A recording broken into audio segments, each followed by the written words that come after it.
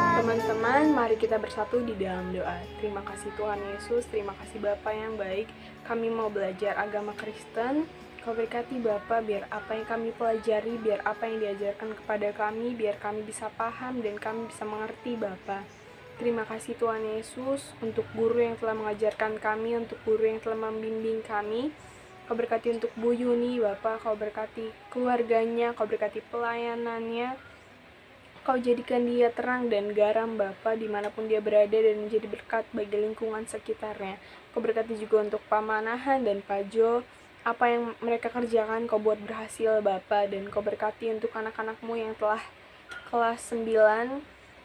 Bapa, biar apa yang kami kerjakan kau buat berhasil, dan untuk setiap tugas yang kami terima kami bisa mengerjakannya dengan baik. Dan setiap pelajaran yang kami terima Bapa, kami bisa mengerti. Biar kau tuntun setiap langkah kami Bapa. Terima kasih Bapa, terima kasih Tuhan Yesus, terima kasih Roh Kudus, di dalam nama Tuhan Yesus Kristus. Haleluya, amin. Salam semuanya, selamat siang. Jumpa lagi dengan Ibu Yuni pada hari ini di dalam pembelajaran di bagian yang ke-8, khususnya di kelas 9. Coba buka bukunya dan perhatikan di bagian yang ke-8. Kita akan melihat di situ judul besarnya adalah Gereja yang Mengajar. Sebelumnya saya mengucapkan terima kasih kepada Karisa yang sudah membawakan kita di dalam doa pada siang hari ini. Dan mari kita lanjutkan.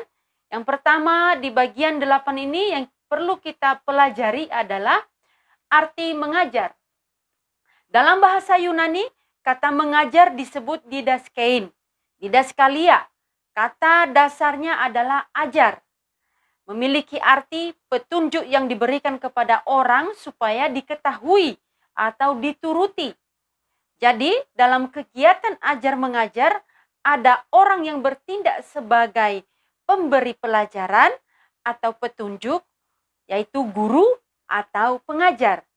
Dan ada orang yang menerima pelajaran atau petunjuk, yaitu siswa. Seperti kita saat ini, ya, ada guru, ada murid.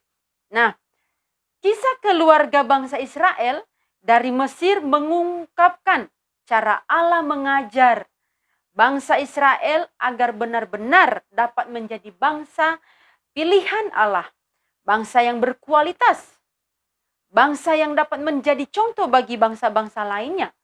Bangsa Israel berkali-kali memberontak, menggerutu, dan menolak mengikuti perintahnya. Namun Allah sabar dan mau mengampuni mereka. Nah, dalam kisah Nabi Elisa, mengajari Naaman sikap rendah hati, mengelola emosi, belajar percaya, mau berproses, dan tidak menggunakan kekuasaan demi kepentingan diri sendiri. Nah, pada hari ini juga kita seperti itu ya. Kepada bangsanya Nabi Elisa mengajarkan bahwa Allah tidak hanya mengasihi bangsa Israel, melainkan semua bangsa termasuk musuh sekalipun. Kedua contoh tersebut di atas yang sudah saya sebutkan tadi menunjukkan bagaimana Allah mengajar manusia agar kita menyembah sebagai Allah sumber kehidupan. Dalam Ulangan 6 ayat 7, Tuhan memerintahkan para orang tua agar mereka mengajar anak-anaknya tentang hukum Taurat. Baca di dalam Alkitabmu pada saat ini, dibuka ya. Nah, haruslah engkau mengajarkannya berulang-ulang kepada anak-anakmu dan membicarakannya apabila engkau duduk di rumahmu, apabila engkau berbaring, dan apabila engkau bangun. Ini terkenal sebagai Shema Israel. Artinya yang harus diulang, disampaikan kepada anak-anak turun-temurun. Termasuk kepada kamu juga saat ini. Baik yang mendengar, juga bagi yang belajar pada saat ini. Coba, itu adalah tugas kita. Supaya mengajarkan firman Tuhan ini kepada keturunan kita sampai selama-lamanya. Nah, di bagian ini tuliskan ya, pertanyaannya, Apa yang dimaksud naradidik mengalami transformasi secara kognitif, psikomotorik, spiritual, dan holistik? Jawabannya ada di buku paket. Ya. Yang kedua, Yesus mengajar. Perjanjian baru mencatat sebagian besar kehidupan dan pelayanan Yesus didominasi dengan kegiatan mengajar. Dalam Matius pasal 4 ayat 23 dan pasal 7 ayat 29, Yesus memberitakan tentang kasih Allah kepada orang banyak dimanapun dia berada. Di sinagoge, bait Allah, tepi danau, lapangan, bukit. Dan dimanapun dia tetap memberitakan Injil. Dia mengajar di situ. Tidak kenal situasi di mana. Tetap Yesus mengajar. Ya.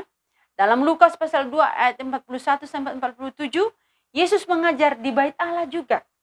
Yesus membaharui pandangan bahwa tidak hanya orang dewasa yang mampu mengajar. Anak-anak pun ternyata dapat mengajarkan banyak hal kepada orang dewasa. Jadi meskipun kita masih muda, pada hakikatnya kita dapat mengajar. Mengajar adik saat ini yang ada di rumah. Ya, menolong teman yang belum mengerti. Kita juga dapat mengajar melalui teladan dalam hal kedisiplinan, kerajinan, kerja keras, dan kejujuran. Jadilah contoh, jadilah orang yang bisa diteladani supaya kamu bisa mengajar banyak orang. Yesus mengajar dengan mengandalkan kuasa dan hikmat Allah. Ia tidak asal mengajar, tetapi mengajar dengan cara dan pemahaman yang benar. Hal inilah membuat orang Farisi, ahli Taurat, dan orang-orang Yahudi sangat takjub mendengar pengajaran Yesus saat itu. Selama 3,5 tahun Yesus mengajar murid-muridnya. Sebelum murid-murid pergi mengajar dan memberitakan Injil, mereka sudah belajar segala hal dari Tuhan Yesus. Yesus menyiapkan murid-muridnya menjadi pengajar-pengajar yang menjadikan segala bangsa murid Tuhan. Setelah ia naik ke surga, ia sudah membekali murid-muridnya. Begitu juga kamu saat ini. Kamu kalau mau menjadi pengajar, kamu harus bersedia untuk belajar. Ada saatnya kamu menjadi pengajar. Ya, hari ini kamu menerima pengajaran dari para guru agar kamu menjadi pemimpin-pemimpin di masa depan. Oke? Catat pertanyaan nomor 2. Jelaskan bagaimana cara Yesus mengajar. Bagian ketiga di bab 8 ini yang kita pelajari adalah gereja yang mengajar. Gereja mengajar warga jemaatnya melalui pewartaan atau kerigma. Pewartaan ini tentu berdasarkan pengajaran Tuhan Yesus yang bersumber dari firman Allah. Setiap orang percaya memiliki tanggung jawab untuk mengajar. Oleh sebab itu, keterlibatan jemaat untuk mengajar menjadi kebutuhan bagi gereja-gereja. Ambil bagianmu saat ini. Gereja mengajar dapat diwujudkan melalui banyak hal seperti khotbah, katekisasi, pelajaran agama Kristen yang seperti kita lakukan saat ini, pendalaman Alkitab, dan bentuk-bentuk pengajaran yang lainnya. Bahkan dewasa ini, gereja juga memberikan pengajaran umum seperti kursus, wirausaha, pendalaman materi buat anak sekolah baik SD maupun SMP. Nah, ambil bagian. Selagi di masa pandemi begini, ambil bagianmu masing-masing di dalam rumah tangga, lingkungan, dan masyarakat sekitarmu. Gereja mengajar melalui pewartaan bertujuan agar iman percaya jemaat bertumbuh dan menjadi manusia yang seutuhnya. Bukan hanya hal-hal yang rohani, melainkan juga hal yang jasmani. Ya. Dengan demikian, gereja membekali jemaatnya dalam menjalani kehidupannya di tengah tantangan zaman yang terus berubah. Tantangan yang ada di hadapan kita, mari bergandeng tangan supaya bisa menjadi berkat bagi banyak orang, mengajar dalam setiap kehidupan kita. Ya. Pertanyaan yang ketiga, apa peranmu sebagai anggota gereja dalam mengajar? Yang keempat, siapakah teladan kita dalam mengajar? Kirim jawabanmu di Classroom, saya tunggu sekarang. Mari kita berdoa. Silakan Dias Nuno untuk berdoa.